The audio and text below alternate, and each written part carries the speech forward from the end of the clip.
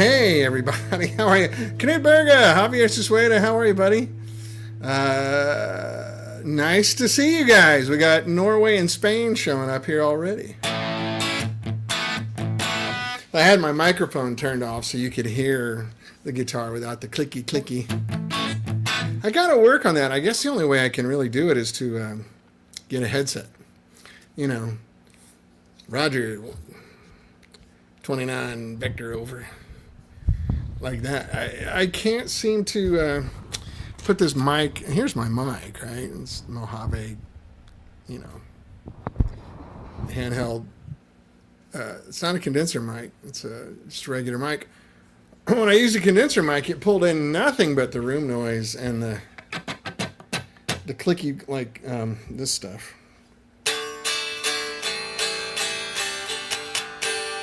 So if anybody has a solution out there, I'm all ears. I mean, I could do an overhead mic just off camera, I guess, but it's still going to pick this up, right?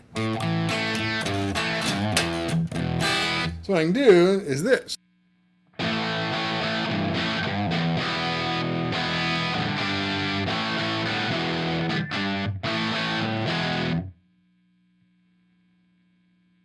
And you can't hear me talk. But you don't hear the guitar clicking either. So we'll work it out. Maybe I just need to get good at flipping this switch. So anyway, I got the prototype here again. I'm playing. This is that 58 Les Paul Jr. reissue from the custom shop. It's been upgraded slightly. I put Joe Glazer's, compensated bridge on it from Nashville. And Michael DeTemple did the fossilized mastodon ivory nut, which really makes a difference in a guitar. I couldn't it's expensive, but it's really worth it. And then he did his magic on the frets. He's a genius on frets. I don't know how he does it. I don't even tell him what to do anymore. I just take it in there and go, yeah, just make it right. He's been working on my guitars for 20 years, so he knows what I like, And it always turns out perfect. So he goes, what do you think? I'm like, I wouldn't change it sometimes. Maybe the action hair lower or higher. But as far as the frets go, it's insane. So Michael DeTemple, if you guys don't know him, get to know him.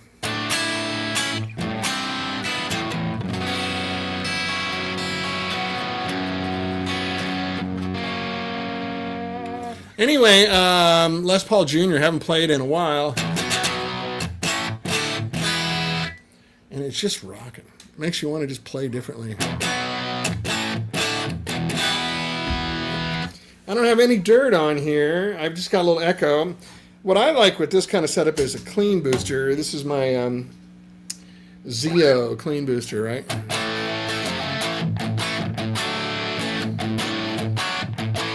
I'm just pushing the amp front end a little harder.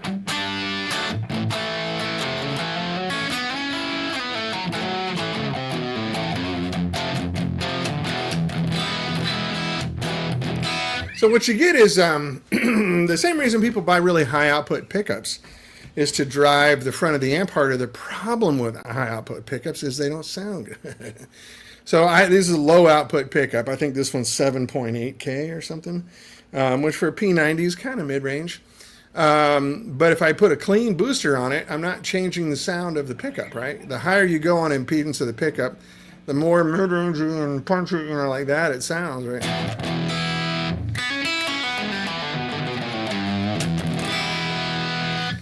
I don't know why this setup is reminding me of Elliot Easton, who's an Angelino here, who's around town in LA, and he's one of my favorite guitar players, but the tones, right?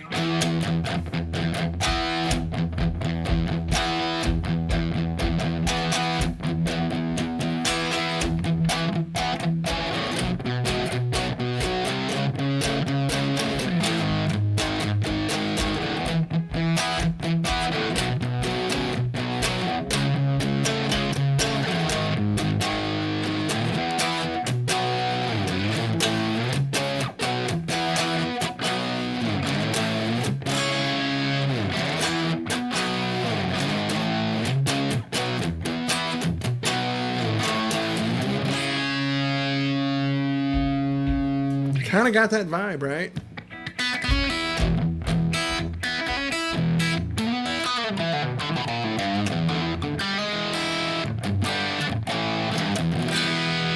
So anyway, there you go.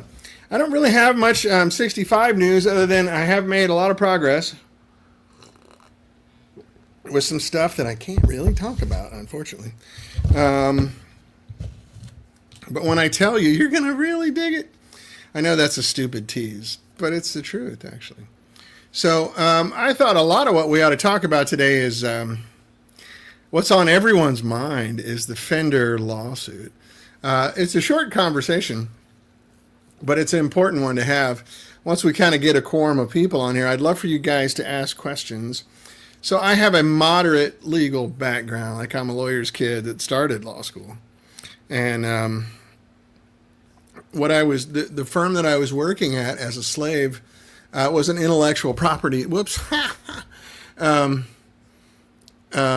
J Rocket Lenny for a clean boost. There you go. Mine is, who makes it? I always blank on the name.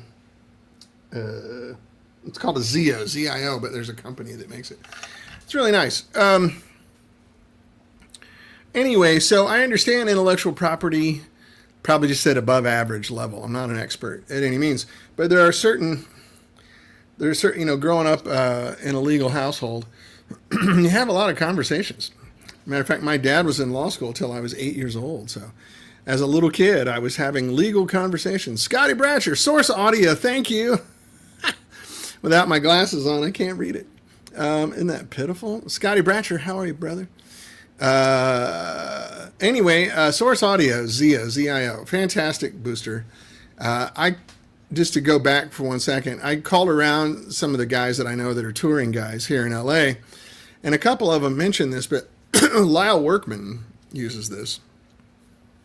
And Lyle Workman is the king daddy of all king daddies when it comes to this kind of stuff. So I took his word for it, and I'm very happy with it. So anyway, Fender's lawsuit, just if you're not familiar with it, they have been trying to re-copyright or re-patent the shape of a Stratocaster. There was an original patent, that Leo got in 1954, and it expired in 1979. Okay, Scotty. It expired in 1979, so 47 years ago. At the time, Fender decided not to renew the patent, and it became public domain. And for those of you that are old enough, you'll probably remember that's about the time when everybody and their brother started making Strat-shaped guitars. All of a sudden. There were a few people kind of doing it, but nothing that caught Fender's eye.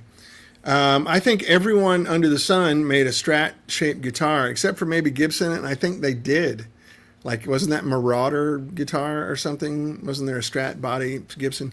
Anyway, the ubiquitous is the word, right? It's everywhere. It's common. It's public domain. There's nothing unique about it anymore. After 47 years. So what happened? They had a lawsuit in Germany where they sued a Chinese manufacturer who was making Strat-shaped guitars. And they didn't technically win the case. They won it by default. And what that means is that the Chinese company didn't show up. They didn't respond to the lawsuit. So it just got vacated. So Fender won because the other party decided it wasn't worth it to fight the lawsuit. So there's two things about that are important. One of which is Fender is going after people that they think don't have the resources to fight them. Predatory. Yeah, the Gibson Victory was Strat. Everybody's made them. I mean, name me a company that hasn't made a Strat-shaped guitar, right? Anyway, so when the patent expired, they didn't bother to go after it anymore. And the lawsuit now, 47 years later, is just silly.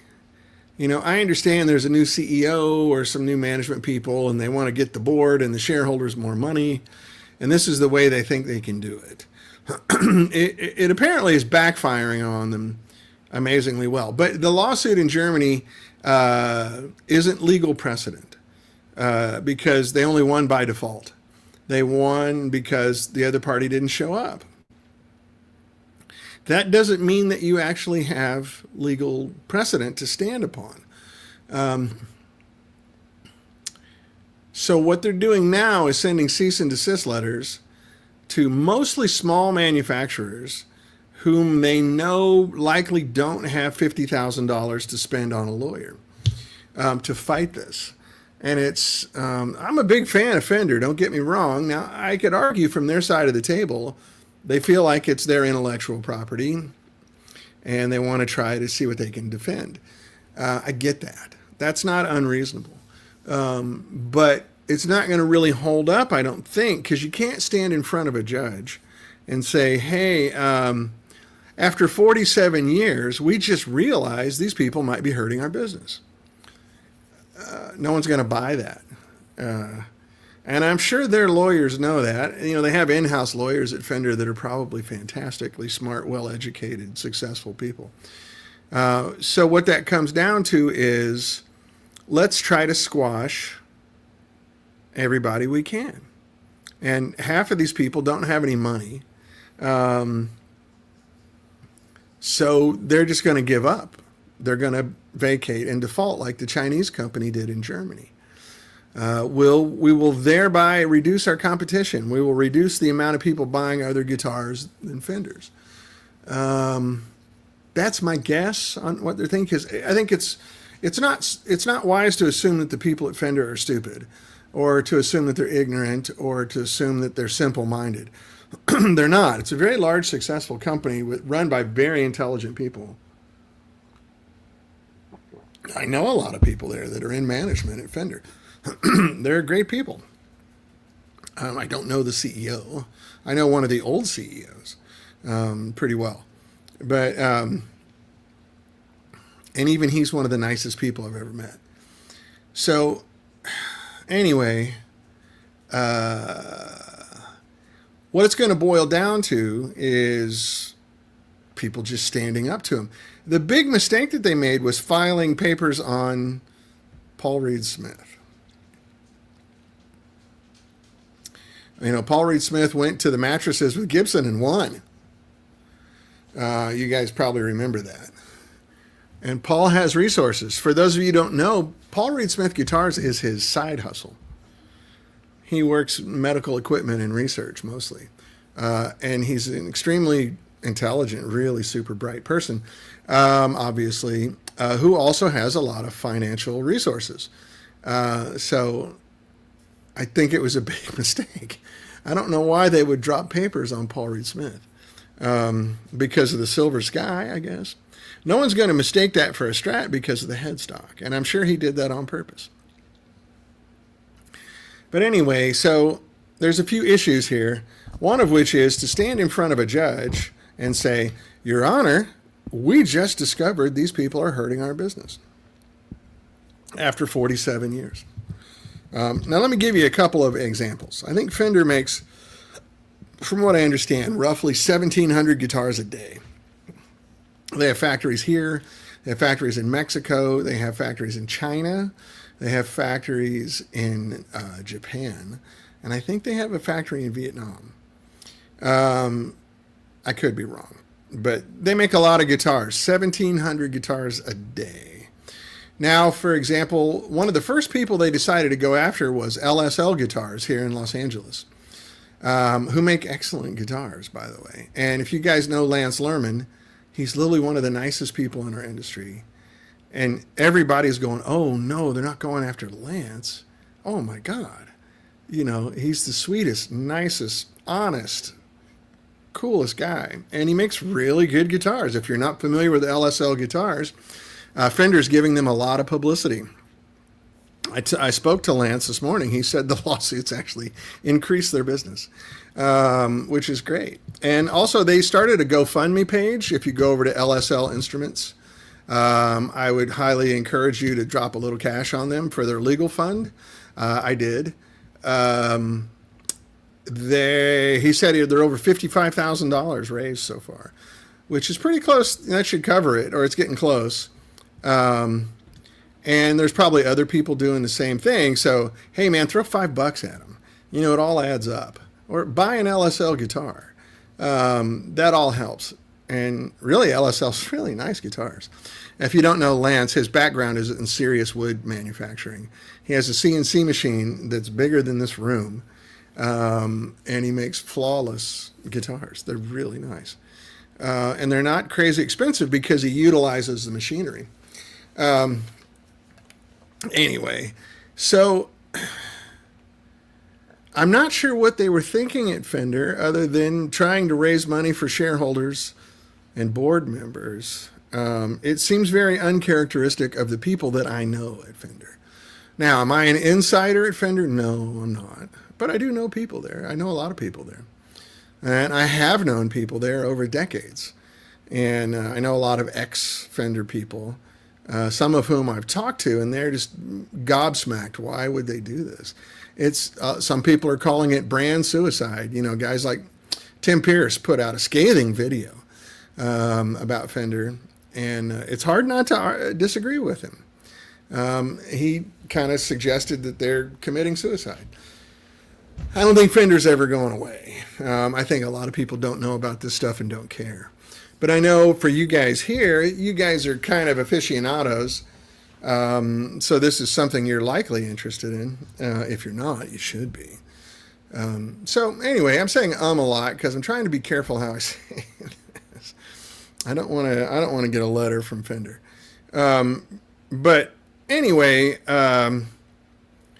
that's the gist of it as far as I can tell. The lawsuit in Germany is not legal precedent, and they're holding it up as if it is because they know a lot of people, most people, honestly, smart people, don't know much about the legal system. So it's easy to fool people that don't have a lot of information. It's easy to fool even smart people who don't have a lot of information. We see that in politics. We see that in marketing. We see that in all sorts of areas where you can take advantage of people's lack of information. So I think that's what's going on.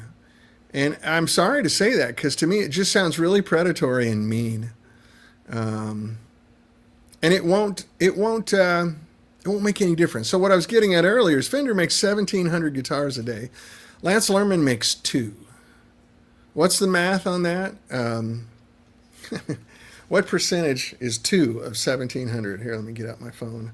I'm good at math off the top of my head, but I'm just a little slow today. Let's see. I don't have my glasses on, so bear with me. 2 divided by 1,700. Oh, I had other stuff there. Clear all. 2 divided by 1,700. That is 0.001%.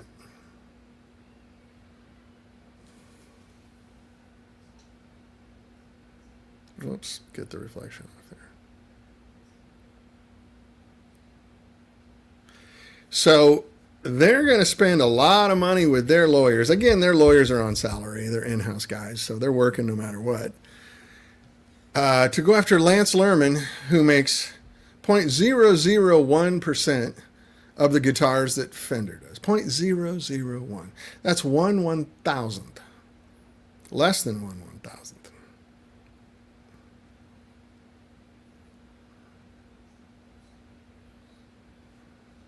How does that sit with you? How does that make you feel?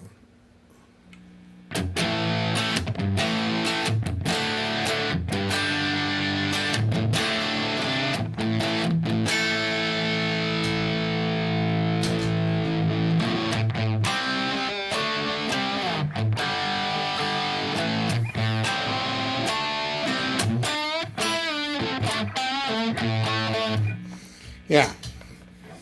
Had to take a moment there. It's gross, isn't it? You're right, Spruce Creek. That's my best understanding of it. And I have like I said, I have a moderate legal background. I'm not a legal expert. I'm not a lawyer. I didn't finish law school. I never took the bar, anything like that. I realized after starting that I'm too nice of a guy to do that. But so I spoke with a couple of other manufacturers who have not been hit with papers yet. So why they picked Lance Lerman, I don't know.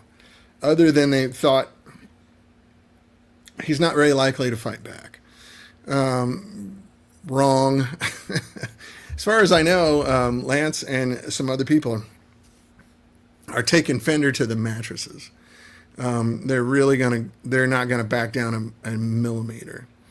You can't protect something that expired 47 years ago. And the case in Germany does not show that they have standing. They don't have the intellectual property. So I just don't get it. And it really makes me sad. I don't mean to just keep going on and on about it, but it really makes me sad. I know a lot of these small manufacturers, and they've already made a lot of accommodations. Like they all changed their headstock. You know, there was a lawsuit going around Fender, whatever that was, 20 odd years ago, when they all had to change their headstock. And at the time, Fender said, but you can make the guitar bodies, that's fine. Just, you know, the headstock is what's going to cause confusion because the Strat shape is so ubiquitous. I mean, name me a guitar company and I bet you they make a Strat shaped guitar. It's kind of just public domain, you know. Even when you look at like the emoji on your phone for guitar, it's a Strat. That's how ubiquitous, easy for me to say. I'm on a little lack of sleep today, sorry. That's how ubiquitous the Strat shape is. Literally go on your phone and type in guitar on the emoji things, and it's a red Strat. How do you stand in front of a judge and say, this is our unique special intellectual property, and Lance Lerman, who makes 0.001% of the guitars we do, is hurting our business? I don't see it. I think it's a bluff move that is going to backfire. I know a lot of people are worried about it. I've had a lot of people contact me on the side and say, hey, tell me what you think. So they know I'm a legal nerd. Apple is next. Yeah, Tim. They're going after the emojis. That's taking away business from Fender. Yeah, man, it's crazy. So please jump in with questions or thoughts here. I'm not going to have a long show today because I'm actually going out to Lance Lerman's shop to have lunch with him out in Newhall. I've got a guitar body he's going to paint for me. So anyway, if you guys knew Lance and his wife Lisa, hi, Michael DeTemple. We were just talking about you, buddy. We're talking about the Fender lawsuit. But if you guys know Lance Lerman and his wife Lisa, they're some of the nicest people you would ever meet, and they're very humble, honest, sweet people. They're not sketchy, shyster hustlers at all. They just love making guitars, and Lance is really good at, kind of like Michael DeTemple, who just logged on here. He makes some of the best guitars I've ever touched in my life. But he's just a dude like you and I. If you talk to him on the phone, he'll talk to you like you're his next door neighbor. Normal, nice people. Javier says, if PRS gets the upper hand, can Lance have a chance ever if there's already a ruling in his case? Yeah, as far as I know, these guys are not going to honor Fender's demands. The three people that I've talked to said, basically, fuck them. Come after me because there's nothing there. And I'm sorry to be vulgar. But that's the kind of situation we're in, you know. It's pretty bare-knuckled crap. It's really a bummer. But as far as I know, nobody's going to give in to this, especially Paul Reed Smith. I mean, I've met Paul a couple times. I don't claim to know him, but we are acquaintances. I have his phone number. He has mine. We don't really use it, but we're acquaintances. And Paul's not going to back down. And the irony about Paul Reed Smith Company is that one of the guys on his board is one of the former CEOs of Fender. Awkward, huh? His board of directors are some of the most powerful people in the country, one of whom is one of the ex-CEOs of Fender. So,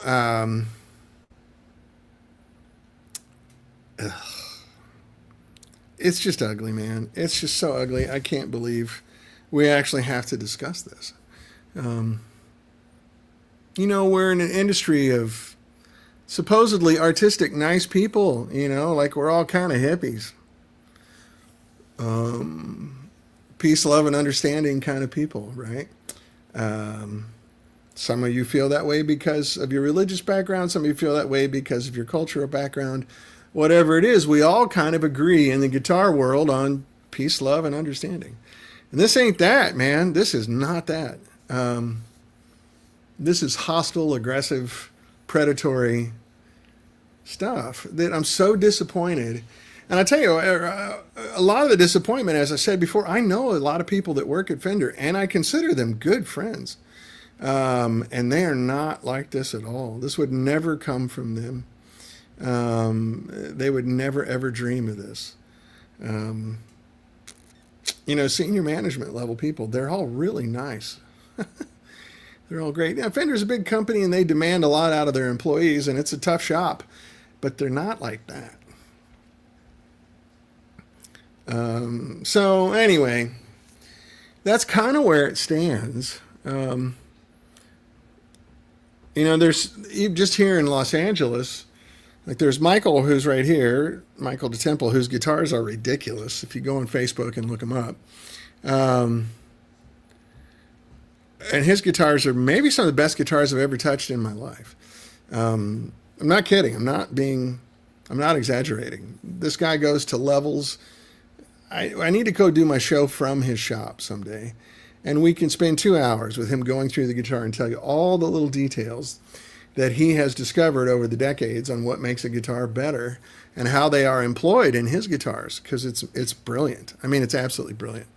I go there and listen to him and try to just learn something, Probably half of it goes in one ear and out the other, but I always walk out going, dang, that's cool. I learned something neat today. Scotty Bratcher says, is it a Gibson did it, so we have to flex and do it too? It could be. Fender's done lawsuits before, and they never work out. When they get new CEOs, they always come in, and one of the plans that the new CEOs pitch is, we're going to make more money for our shareholders and board members, and one of the ways we're going to do it is to shut down these pesky bastards making Strat guitars. But as the numbers I gave you there, Lance makes 2 guitars a day. And as far as boutique amp maker, Freudian slip there. As far as boutique guitar makers go, that's pretty big. He makes more guitars than most boutique guitar makers do, 2 a day. It's 10 guitars a week. Fender makes 1,700 guitars a day across all their factories. Does that math make any sense to you guys at all? Doesn't to me. Plus, I should do my show out at Lance's shop too, but I want you guys to meet Michael DeTemple. And you should meet Lance and Lisa Lerman. They're just fantastic people. They all are. They're really great. Pat Miller. Hey, Pat. Good to see you, buddy. Maybe the Fender attorney is doing this to justify his salary. Could be. I would assume that an initiative like this comes from the board or from the CEO. Because it's just so, what's a nice way to say it? It's not thought out. They didn't think this through. And the blowback on it is huge. I mean, every person that I see and talk to online or in person or on my Facebook page, whatever, no one takes Fender's side in this. No one does. And most of the people have very hostile reactions when you talk about this. Spruce Treek says, the greed is repulsive. I'll definitely hop on the LSL fund. Thank you. Please, whatever you can afford, throw them $5. It all matters. Or buy an LSL guitar if you got a bunch of money. They're not very expensive. They're like $2,700 or something, and they're really nice guitars. They're really super nice guitars. They're made on CNC machines out there, and they hand paint them with nitro paint. It's really good wood. Lance's whole thing was he used to run a huge furniture factory for a long time, so he understands wood and wood suppliers and stuff at a really great level that most people don't. He's a wood expert, but he likes making guitars. It's very fulfilling, but it doesn't make a lot of money. So he's got a really nice shop and a really great crew out there.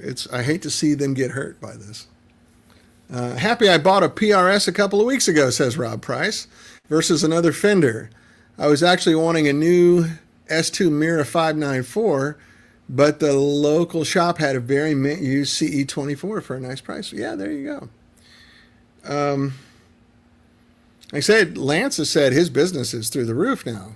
Because they're either, what he sees a lot of people doing is putting in 50 or $100 into his GoFundMe and then ordering a guitar as well. So that all helps. That all helps. If you don't have the money to buy a guitar, just throw them anything, man. $10, $20, $50, $100. Do I hear 500? 500! Yeah, do it. And again, I'm not all for waging war against Fender. I like Fender. I like Fender guitars. I think they make a lot of great products. I think whoever their leadership is right now, I am not aligned with. That's all it is. Doesn't mean I hate Fender. I don't hate Fender. I love Stratocasters. I love Telecasters. I love old Fender amps. You know, that kind of stuff. Just their current leadership, their current administration, and I are not seeing eye to eye. That's all it is. So I don't want to start a war with anybody, ever, for any reason. So anyway, it's 12:33 here in Los Angeles, California. What do you guys want to talk about? You want to hear some Les Paul Jr.? I love your comments here, and I love your contributions. So please jump in. For those of you that are coming on recently, we're talking about the Fender lawsuit, and it seems that the lawsuit, the case in Germany that they're holding up as precedent is not really legal precedent. The Chinese company that they sued just didn't show up. So the case was vacated. They won by default. That's not a legal precedent. You can't come here to the United States and say, we have legal precedent because we sued this company and we won the lawsuit because they didn't show up. That's not legal precedent. But they're trying to make people believe that it is. And in all fairness, most people don't know how the legal system works. I saw a great video by an attorney. I was trying to read around about this, and if I get it, I'll post it on the fans page. A friend of mine sent it to me, and he's sort of a rock and roll lawyer, like all tatted up dude, and guitars hanging in the background. But it was very great. It's a long video. It's like 30 minutes. But he gave a really great explanation of the whole thing. And he uses a lot of legalese, but you'll get it. It's very cool. And it gave guys a lot of hope. So I spoke to Lance Lerman, and he said, you know, when they did their GoFundMe video, they were terrified, and they looked like it. He and his wife just looked absolutely miserable. And in the weeks since, they've raised, I think, $55,000.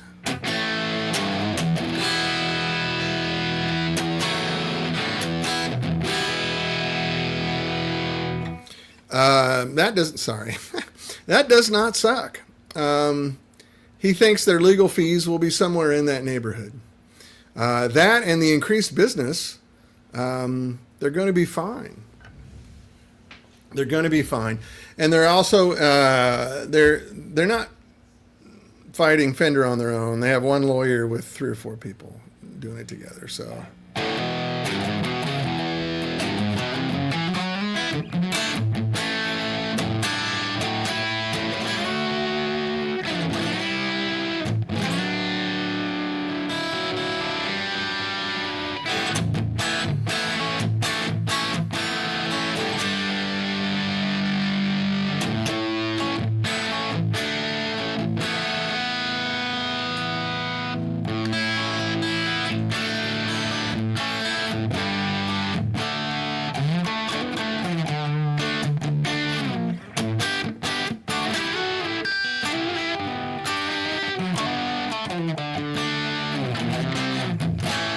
Unexpected music break.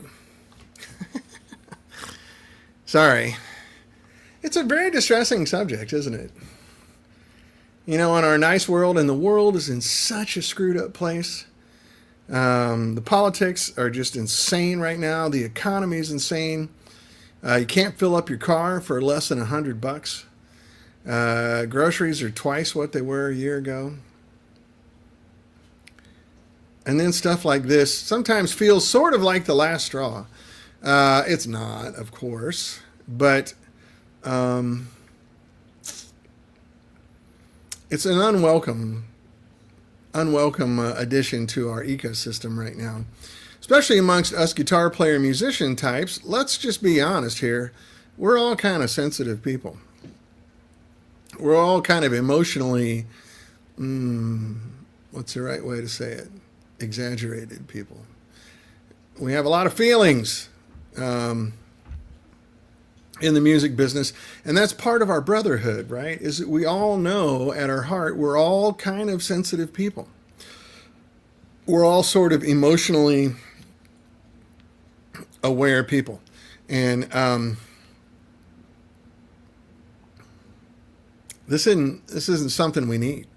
Spruce Creek says these are strange days. Yeah, that's correct. It's very strange days, and it's just astonishing to me that this would happen.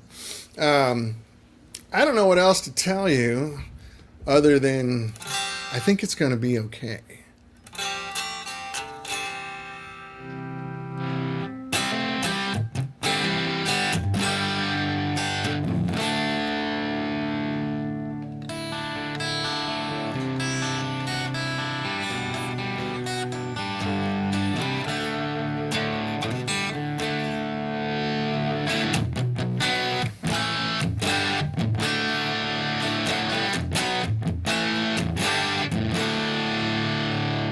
Sorry, I like my amp. 6L6 just running at 20 watts right now.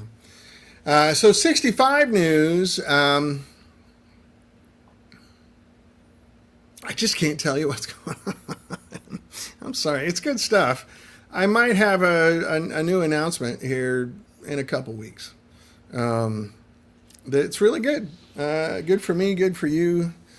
It's going to work, I think. So, having trouble getting off the ground with the contract manufacturer. So, trying to make all that happen.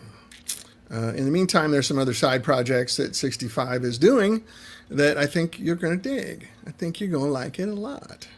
But I just can't tell you about it yet. We're close. We're very close. Having a meeting on Tuesday to discuss these things and hopefully nail down an agreement. So, yeah. Weird stuff, huh? So I'm in a holding pattern waiting on the contract manufacturing to get caught up with me.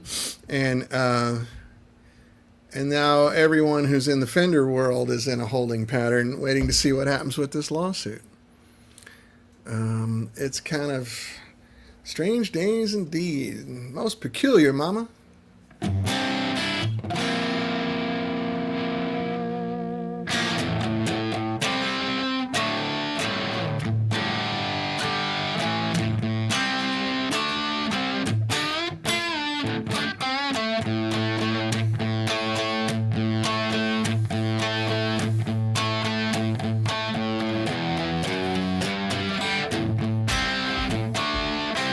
Kind of got that vibe too, right? You didn't have to love me like you did, but you did, but you did. And I thank you. You didn't have to love me like you did, but you did, but you did. And I thank you. Ken Shore says, tell us what you got coming. So right now, the first step of getting 65 revived, trademark Dan Bull, that's just like when Clarence was suing the Beatles, man. Totally, dude, you get it. It's exactly the same shit. Yeah, P90s are great, aren't they? I love P90s. My first guitar was a Junior, it was a 63 Junior, so That's home base for me. Ken Shore. So first thing in order, I'm going to revive a few of my legacy amps to get my dealer network back. That's really all that's for. People still want them. I get a lot of calls asking for Little Elvises and Stone Ponies especially. So I'm going to make the Little Elvis and the Stone Pony, try to get into about 20 dealers. Get that up and running. In the meantime, I have this prototype amp which will go more than one platform. Like this is 6L6s, but I can do it with any other tube, and I can do it with, you know, EL84s and 6V6s and 7591s and EL34s and KT66s and KT77s and KT88s. You know, like we can sort of do it however you like. And then I have the third phase is this little bitty amp I have called the Traveler, which I've already trademarked. And I'm keeping that one under wraps for right now, but I hopefully have something to show you in the fall. It's 2 watts, and it sounds like 100. It's the real deal. It's not a compromise. When you're playing it, you feel like a real man. You don't feel like a joke.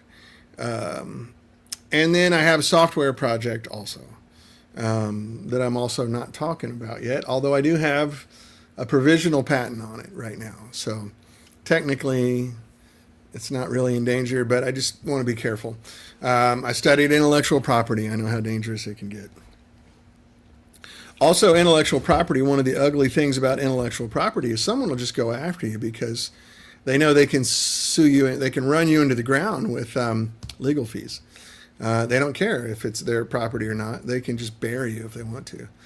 Rob Price says, rediscovered my Little Elvis last week, loving it with my Gretsch. Yeah, hell yeah, Little Elvis rocks, man. It's special. Javier, good question. Will the Stone Pony be high current, lower voltage too? Is it tube or diode rectified? It's tube rectified. And right now I'm not doing the high current, low voltage on that. Technically I could, but I'd have to charge you more for it. I am going to drop the voltage on it a little bit just to make it safer and up the current. So it'll be lower voltage instead of like 430 volts. I think it's going to be around 390, but then the current will come up as well. So the way I make them originally had the master voltage on it, so you can run it down as low as 2 watts if you want. So it's not the same as doing it on the transformer, but it works really well. But yeah, I would have to redesign the power transformer to do that. And I'm trying to make these where they're affordable. We're going to do some upgrades on some natural evolutions. Like we designed the Stone Pony and the Little Elvis 16 years ago. So we're going to put some stuff like, you know, buffered loop in there. The bump switch on those amps had a little bit of noise. We've got that resolved. And maybe even, dare I say it, a really good master volume. So it'll have some sort of modern things. I personally don't use a loop, but a lot of people want one. So we will accommodate you. I like sound of effects through the front of an amp, but I'm weird.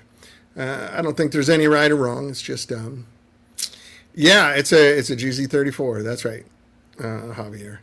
So I can do it, you know, solid state rectifier too. It just depends. Maybe at the lower voltage, the solid state makes more sense. I'm not sure. To keep it stiffer. We're not quite done prototyping it yet. So anyway, that's all happening, and I've been stuck for a long time, and I should be all the way through this stuff by now. The tariffs really set us back for a long time. I had some health issues, as you guys know. I had to have retina surgery, which laid me out for about 2.5 months. The year before that, I had another retina surgery. And the year before that, I had a surgery on my neck where they put in a titanium disc in my neck. So for the past few years, I've really been laid out. But now I'm good. Pretty soon, I'll be able to share you a video of me playing the Traveler. I'm just playing through a 112, a 65 112 cabinet. It's 2 watts. God Dog going, hey, Trip. Hey, buddy. You're good, man. And it sounds big.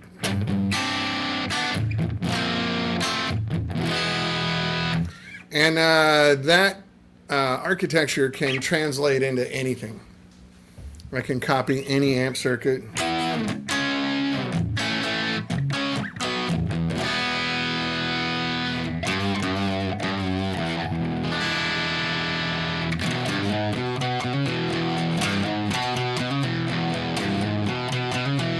I heard that last night, Bo Diddley. Well, I'm a road runner, honey. You can't catch me. Well, I'm a road runner, honey. You can't catch me.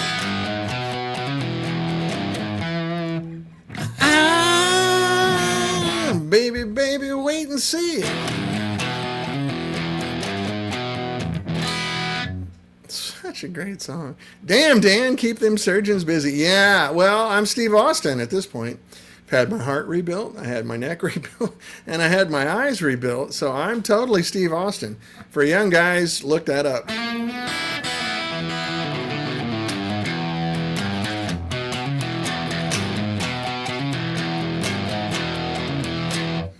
God, what are the lyrics? That song is so good. You know, when I was a kid, my parents kind of grew up in the late 50s and the early, graduated from high school, you know, like 61, that kind of thing. And they had this huge collection of 45s. So as soon as, from the 50s. So as soon as, you know, when they were 14 or something. So as soon as I got my first record player, they bestowed upon me this huge, oh, you made a travel guitar that I called the Traveler. Oh, man. I guess we'll have to fight it out in court, Michael. That's a total joke, bad joke, sorry. But anyway, my parents bestowed upon me this amazing collection of 45 records. For young guys, look up what a 45 is. And I had these huge boxes of 45s. My first little close and play record player, and Roadrunner was one of my favorite songs. Well, a Roadrunner wedding, and we have to do it right. We'll have a Roadrunner wedding, and we must do it right.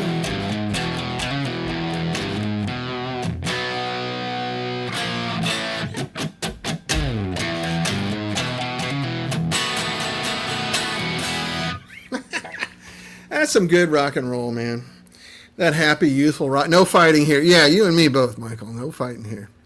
I was just a bad joke. I'm sorry. Yeah, if you're not familiar with that song, the Bo Diddley version is great. One of my favorite versions, Aerosmith, did a great cover of that song. I guess it's been about 20 years ago.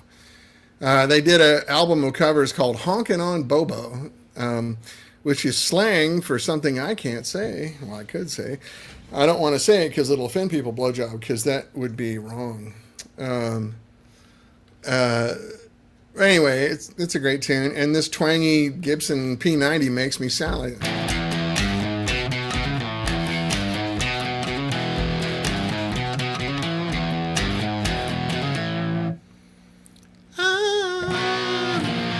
beep beep. In the end, I'm a road runner, honey. Beep beep. I'm a road runner, baby. Beep beep. Come on, man, that's good. Don't you remember the cartoons? Beep beep. Bugs Bunny and Roadrunner. Beep beep. I mean, that's as good as it gets. Javier, one recent issue we also have nowadays is the amount of noise introduced from AC mains by LEDs. Yeah, solar inverters. That's right. That is. I have a really good engineer engaged for the new version of these boards.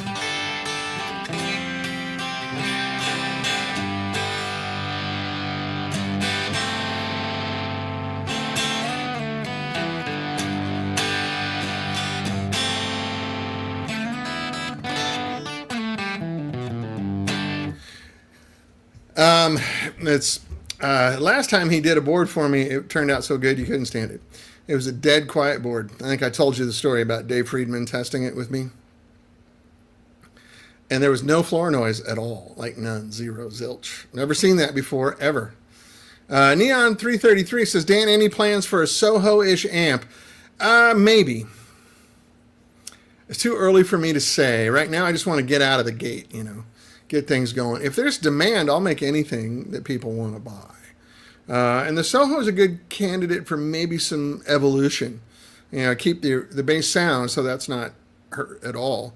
But then maybe add some feature functionality to it, like a proper loop. Maybe another gain option so you can get a little dirtier.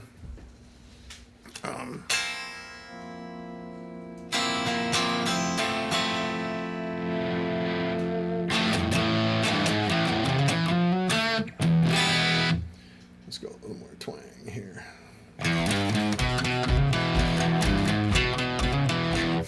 I can't get that out of my head.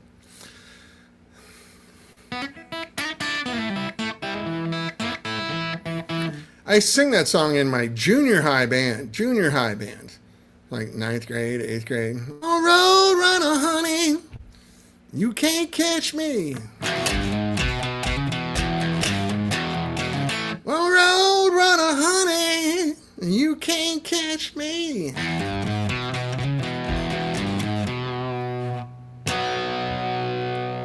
Oh, yeah, it was a move over, honey, let me by. Move over, honey, and let me by.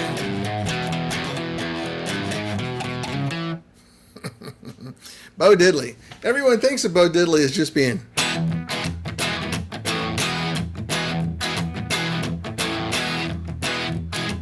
crawling king snake, you know, the Bo Diddley beat, which is great, but he did a lot more than that.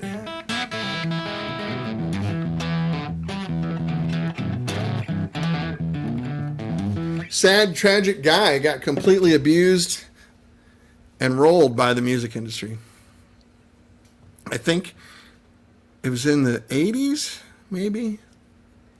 I forgot who it was. It was someone like Eric Clapton or, you know, some big guitar guy who found Bo Diddley living in a trailer park in Florida, and he was working as a maintenance man. And they recorded an album with him so he could make real money.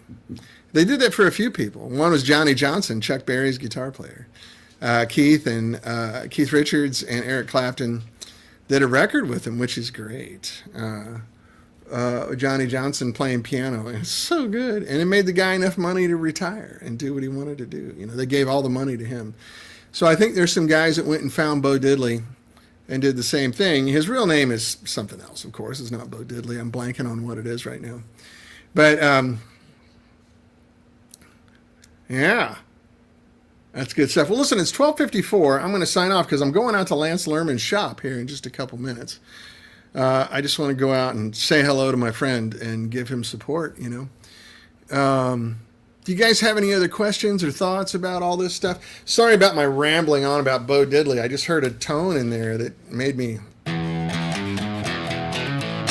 That's such a good rock and roll rhythm sound.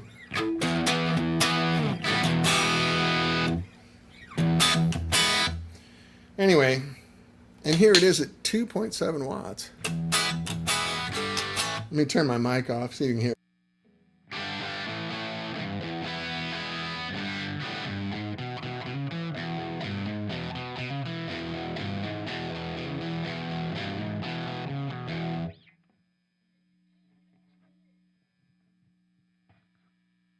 Very microphonic pickup, is it?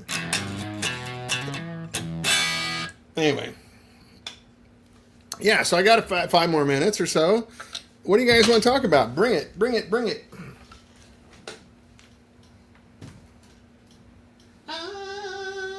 Oh, baby, baby, look and see. Any plans for a Soho-ish amp? Yes, I already answered that. But yeah, I mean... This project that I'm going to do, which I'm going to hopefully tell you about either next week or the week after.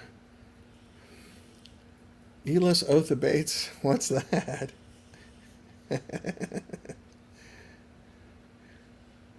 Elias? Is that Bo Diddley's real name? I don't know what that means, Michael. It looks cool though. Um, these other two projects that I'm doing, I'm actually really excited about it. I'm going to be working with a longtime friend in this business, and I just can't tell you about it yet. But I think it's going to be really cool. And Bo Diddley, yeah, Elias Oath of Bates, is that his name? Yeah, Bo Diddley's awesome. If you guys haven't gone deep into the roots, like as rock and rollers, a lot of us, our musical journey started when we were kids. So for like someone like me, I didn't really become aware until the 70s, but my parents had all this music from the 50s and 60s that I inherited. So also I grew up in Missouri, so older music was still on the radio all the time. Like I heard Chuck Berry 3 times a day when I was a kid in the 70s. Heard the Beatles all day, every day, the Rolling Stones all day, every day. And then, of course, modern music, in the 70s, Elton John and Queen and Bad Company and, Rush and, all those great sets, ZZ Top, lots of great 70s bands. But I also heard the 60s and 50s music. So I highly recommend it if you call yourself a rock and roller. That you go back and learn those things, even though by modern standards the recordings are not very good. They didn't know how to record loud things back then very well, and the drums sound horrible, and the amps are just drenched in reverb. And Elias Oath of Bates was Bo Diddley's name. Yeah, there you go. Elias Bates. Wonder what came up with Bo Diddley. It's a great name, though. It's a good stage name, isn't it? Bo Diddley. Because I only heard Diddley Squat, right? You don't know Diddley. But anyway, if you really just want to have fun on Apple Music or, whatever, go listen to this old music and realize where we all come from. Spruce Creek, thanks, man. I look forward to these chats. Thanks. Oh, Ellis. I'm sorry. I don't have my glasses on, Michael. I'm missing some. Thanks, Spruce Creek. I like talking to you guys, too, and I love it when you jump in. I hate to feel like I'm just here barfing at everybody, But I love the comments. I love the contribution. So that's what I know about the Fender lawsuit. Best I can tell, it's probably not going to go anywhere. And it's going to be a hiccup in the history of Fender, who I hope comes to their senses and realizes this is not good, not only for the guitar world, but it's not good for them. And they probably already figured that out. Like I said, they're not smart people. It is a mistake to assume that those people are stupid or ignorant or simple-minded or uneducated. That is not the case. They're very sophisticated, competent business people over there. And hopefully this just turns out to be a mistake. That might be a little rosy and optimistic of me, but that's kind of the way my mind works. I hope for the best, and I look for the best. And right now, Fender is not showing their best. But I know they can. So fingers crossed. I'll let you know stuff as I find out. But I do need to go.